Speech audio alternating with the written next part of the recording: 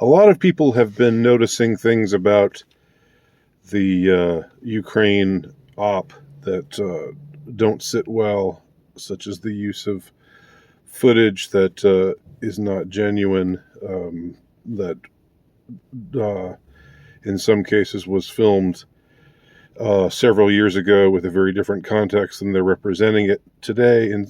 In some cases, it's not even a picture of Ukraine. The kind of mythology that they're trying to spin about all of these legendary figures in Ukraine, like the ghost pilot, who some 4chaner or somebody represented as Samuel Hydenko, and managed to fool somebody in Congress into thinking that he was the actual pilot, when it was yet another Sam Hyde related prank.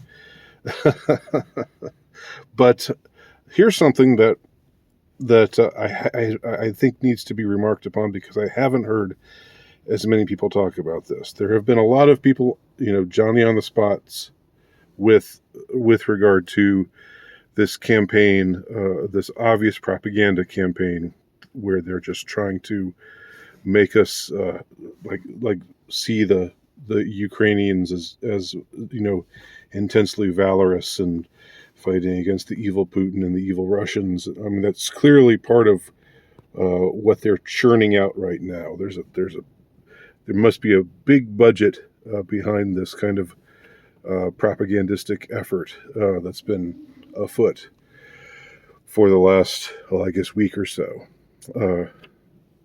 ever since this all started, but maybe even before it started, because tensions had been rising, for weeks prior to that. Here's something I'm not hearing at all. I have not heard this at all, except in one place. And let me tell you what it is. What I haven't heard are people getting on social media or wherever and sincerely expressing a desire for peace. Sincerely expressing a desire that the destruction may cease, and that the death of innocent people, whether intentional or accidental, may come to an end. The killing of civilians, which has happened on both sides, although they'd like you to just see it as a Russian thing against Ukrainians, but not the case, not true. So why are we not hearing calls for peace?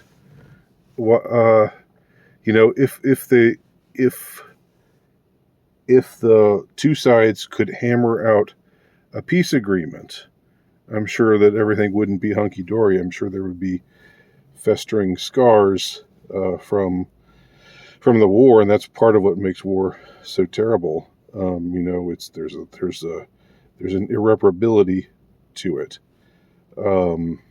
Anytime in history that there has been a war, the wounds have remained for years and years afterwards. But nevertheless,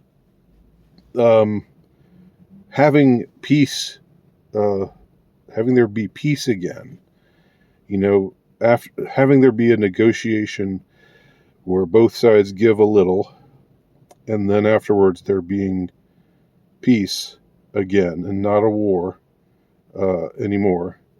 No more shelling of targets. No more fighting. No more shooting. No more of the terrible things that happen in wartime. Why are we not hearing that at all? Instead, why are we just hearing, that we want, that what we should want is to see the Ukrainians fight back to the extent that Putin and the Russians are absolutely destroyed forever. that's what they're trying. Again, I use this phrase a lot, but I think it's an apt phrase. That's what they're trying to seed into our brains. That's the outcome that they want us to lust for, not peace. They want they want this to end preferably with the death or removal of Putin from power, and the Russians being utterly and completely destroyed and demoralized, and all of these sanctions that are going forth. Do people not realize that these sanctions hurt the Russian people? They don't hurt the military. They don't hurt the people, the men with the guns fighting the wars. They don't hurt the men in the planes dropping the bombs. Why is there this lust for making the Russian nation bleed and suffer? There's something really ghastly about all of that. So just ask yourself why you haven't heard people asking and praying for peace. The only place that I've heard it said that there would be a prayer for peace said for what's happening in Ukraine is at Mass. That's the only time I have heard it. Other than that, nothing about peace. It's just, come on, Ukrainians, smash those Russians, with the help of our weaponry, and just kill them all. And it's a very hateful, bloody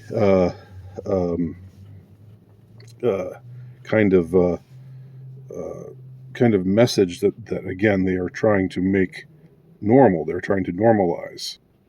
And the idea behind it is, of course, the faulty one, that this was a totally unprovoked attack, which it wasn't. And I don't need to, I'm not going to go into that again. You can go look back at one of my prior videos where I talk about various things that were happening where Russian citizens were the victims of Ukrainian hostilities, were victimized by the Ukrainian military, the Ukrainian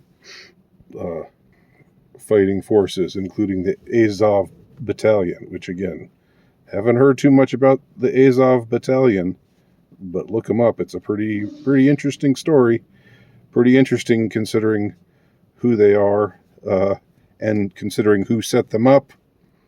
That kind of makes you wonder what's real and what isn't. That's all I'll say about that. So if you start from the idea that the Russians are the sole aggressors, and not that there's, not that it's a complicated situation and there's blame to go around for both sides, when you start with that idea, then what are you ultimately pushing for? You're pushing for revenge and bloodshed, and this very bloody-minded kind of perspective. That's what you're wanting. That's what this propaganda effort is trying to hype up. So next time you're tempted to think or feel that way, just instead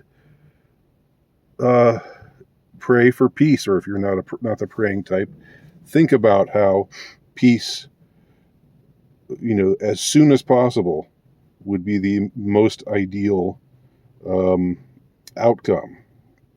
Again, both sides come to the table, both sides give a little, they reach an agreement that is maybe not totally satisfactory from either side's point of view, but still You got to compromise if you don't want utter bloodshed to reign, and you shouldn't, and we shouldn't, and nobody should want that to happen. So just a bit more food for thought. Thanks for watching. My name's Andy Nowicki. You can check out my work at altrightnovelist.com. See my latest book, The Insurrectionist. You can pick it up from terrorhousepress.com.